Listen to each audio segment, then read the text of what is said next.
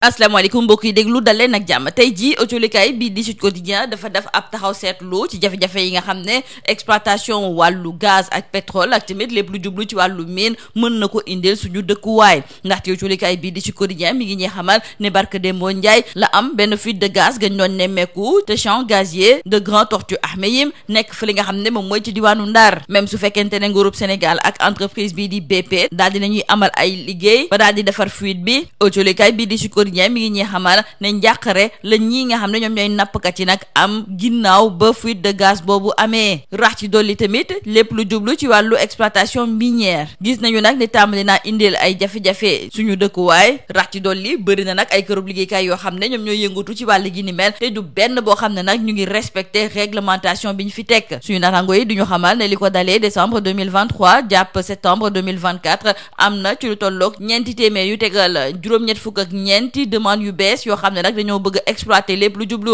ci wàllu mine wante du ci benn goo xam ne nag mi ngi respecter réglementation bi ñu desandi ba léegi ak culikaay bii di Sud Quotidien ndaxte ñu ngi ñuy xamal ne benn mission bu FMI ñu ngi nekk fii nga xam ne nag moom mooy ci biir réew mi di jokkoo ak ñi nga xam ne nag ñoom ñoo ñu jiitee wante nañu jàpp ak kii di Edouard Gemayel moom mi nga xam ne nag moom moo jiitee mission wu FMI fii ci biir Sénégal ne ñoom dinañu liñatu lépp lu jublu nag ci wàllu xayma yi nga xam ne defoon nañu ko rawatina nag lu jublu ci wàllu bor bi wante it daal dinañuy xamle ne yenn ci ay subvention yoo xam ne dañ ko doon def ci wàllu courant bi loolu moom faw ñu daal di koy dindi autolikaay bi de Le Quotidien ne kon dafa mel ni ne Fonds monétaire international ñoom de yenn ci ay xayma yi ñuy wax nag ne dañu ko jalgati ñoom la ñu bëgg moom mooy gouvernement bi régler loolu ba pare laata leneen di ci topp autolikaay bii di Subatel tamit di ñu xamal ne waa FMI ñoom daal dinañuy wax dëgg nag ñi nga xam ne kon ñoom ñooy ñi ñu jiite rax ci dolli dafa mel ni ne ngir ñuy continuer nag di liggéey faw mu am yenn ci yoo xam ne nag nguurub Sénégal daf cee war a taxaw ci loolu ñu daal di lim subvention yi nga xam ne kon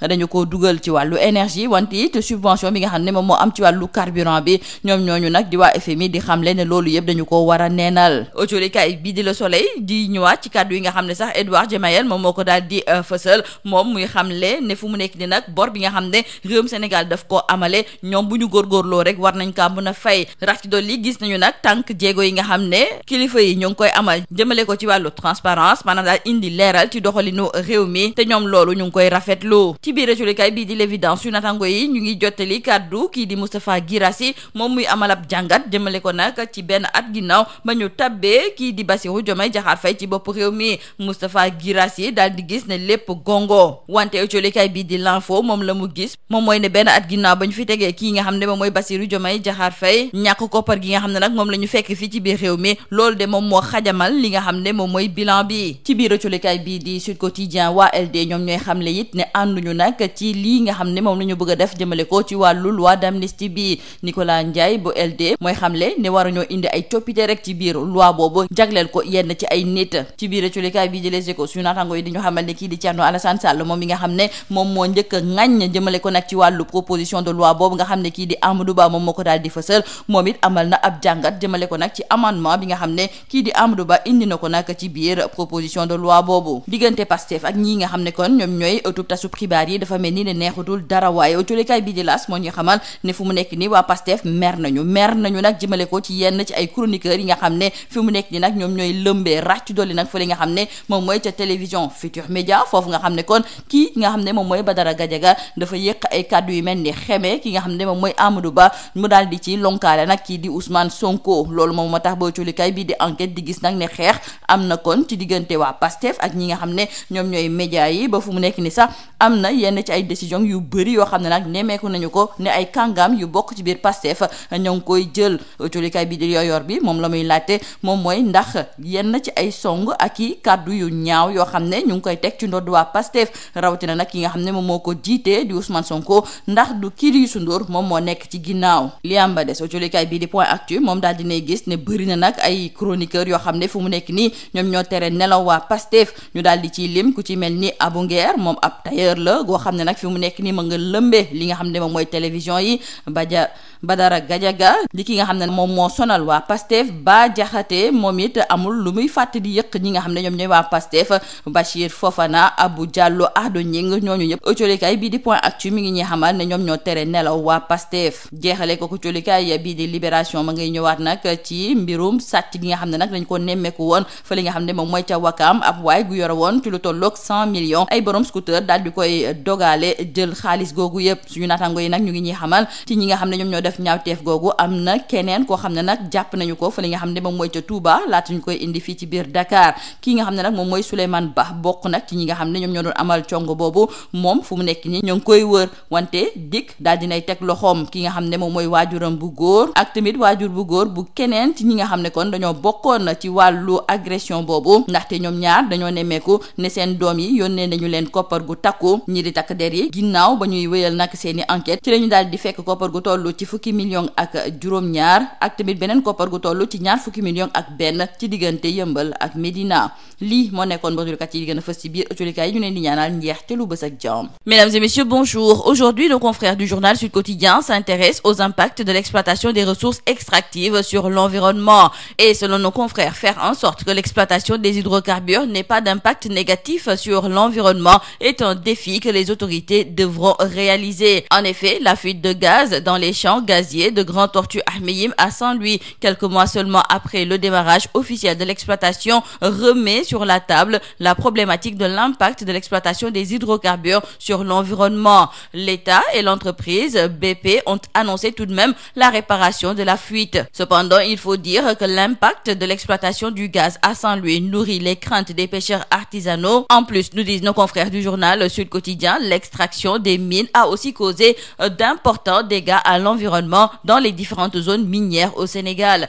D'ailleurs, entre décembre 2023 et septembre 2024, aucune des 484 nouvelles demandes d'exploitation minière soumises ne respecte la réglementation en vigueur. Restons avec nos confrères du journal Sud Quotidien et c'est pour signaler que le Sénégal et le Fonds monétaire international pourraient aller vers un nouveau programme de coopération. C'est ce qu'a assuré Edouard Gemaël, c'est le chef de mission de l'institution internationale pour le Sénégal qui séjourne actuellement dans notre pays. En entretien avec l'agence sénégalaise de presse, il a réitéré également sa recommandation relative à une suppression progressive des subventions de l'énergie consommée par les ménages. Dans le journal Subatel, nos confrères nous parlent aussi de la santé financière du Sénégal avec les vérités crues et exigences du FMI au régime. Concernant l'énergie, le chef de mission du FMI déclare que les subventions au carburant ont explosé jusqu'à 4% du PIB depuis la pandémie de Covid-19, ajoutant qu'elles devraient être progressivement supprimées. Et nos confrères du quotidien Le Quotidien d'ajouter que le FMI n'entend prendre aucune initiative pour signer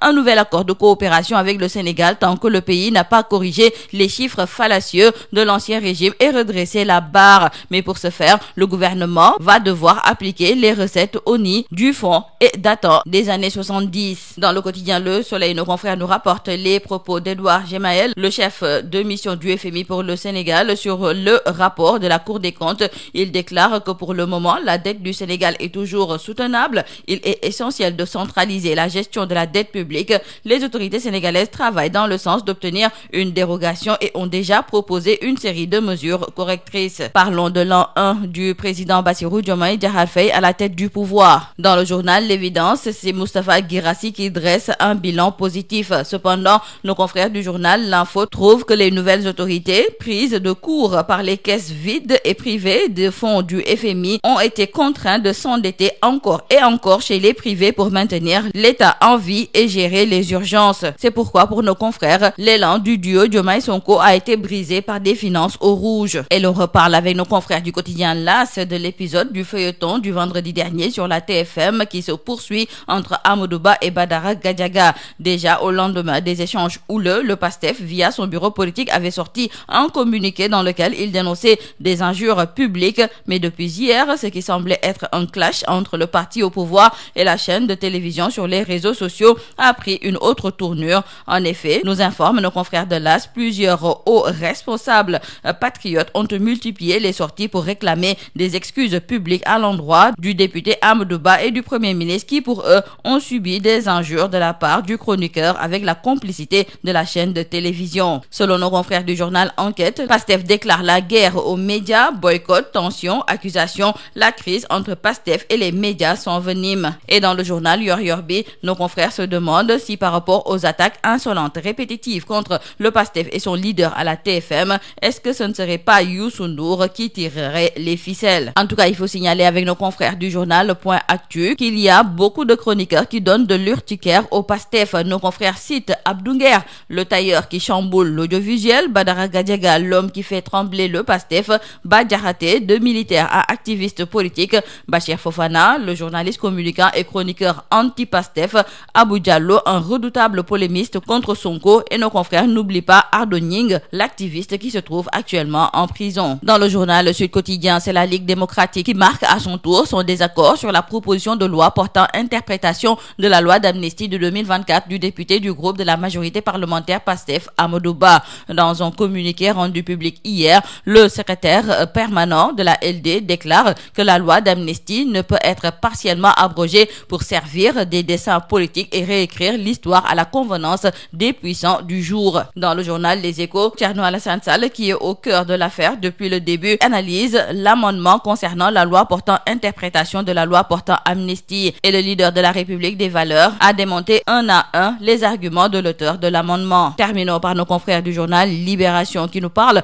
de l'affaire du braquage en pleine circulation à Ouakam avec la DIC qui intensifie la traque. Un troisième membre de la bande a été cueilli à Touba et acheminé à Dakar. Le père de Souleymane Ba et celui d'un autre fugitif placé en garde à vue pour nécessité de l'enquête. Ils ont reçu de leur fils un transfert de 1,9 million de francs CFA et 4 millions de francs CFA en cash après le coup. Après avoir retrouvé les 17 millions de francs CFA, les enquêteurs ont encore mis la main sur 21 millions de francs CFA suite à 2 perquisitions à Yeumbeul et à la Médina. C'est tout à vos journaux et très bonne lecture.